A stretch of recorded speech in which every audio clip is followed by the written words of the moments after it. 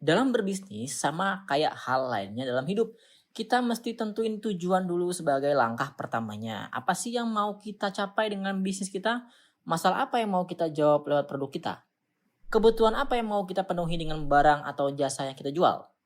Hal-hal ini yang harus kita jawab ketika baru mulai berbisnis maupun dalam upaya mengembangkan bisnis yang udah kita jalani.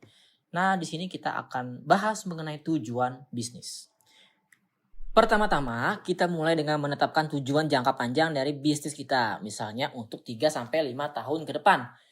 Hal-hal apa yang kita mau capai dengan bisnis kita? Nantinya kalau kita udah punya tujuan jangka panjang, kita tinggal memecahkannya ke dalam tujuan-tujuan yang lebih kecil yang ditargetkan tercapai dalam jangka waktu yang lebih pendek. Misalnya tujuan bulanan atau tujuan 3 bulanan.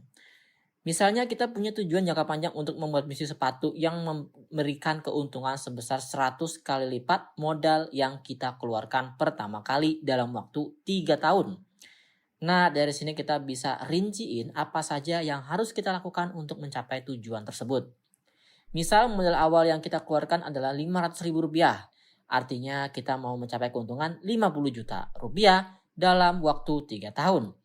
Nah, nantinya kita tinggal hitung deh tuh keuntungan dari jualan per sepatu berapa, terus hitung berapa sepatu yang masih kita jual untuk mencapai target tersebut. Berikutnya tinggal bikin rencana penjualan dan marketing untuk mencapai target penjualan kita yang kita pecah ke dalam target bulanan. Dengan begini kita bisa terus-menerus melakukan evaluasi terhadap strategi kita. Begitu pula dengan produk kita dan tujuan kita. Jadinya yang di setiap bulan itu kita bisa punya kesempatan untuk mencari bisnis strategi yang lebih efektif lagi. Baik itu dari sisi marketingnya, brandingnya, maupun dari produknya. Setelah menetapkan tujuan-tujuan kecil untuk mencapai suatu tujuan jangka panjang tadi, kita tinggal berkomitmen aja pada tujuan itu.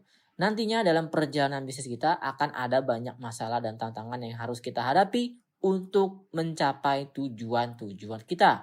Yang paling penting adalah kita fokus memaksimalkan peluang dan sumber daya yang kita punya untuk mencapai tujuan itu. Oh ya, penting untuk diketahui juga nih, walaupun di sini contoh tujuan jangka panjangnya adalah dari sisi keuntungan bisnisnya aja, kita tentunya bisa menetapkan beberapa tujuan jangka panjang lainnya. Jadi nggak hanya dari sisi profit aja gitu. Misalnya brand kita dikenal oleh minimal 1 juta orang dalam 3 tahun. Atau desain sepatu kita dipakai oleh minimal 100 selebriti ternama.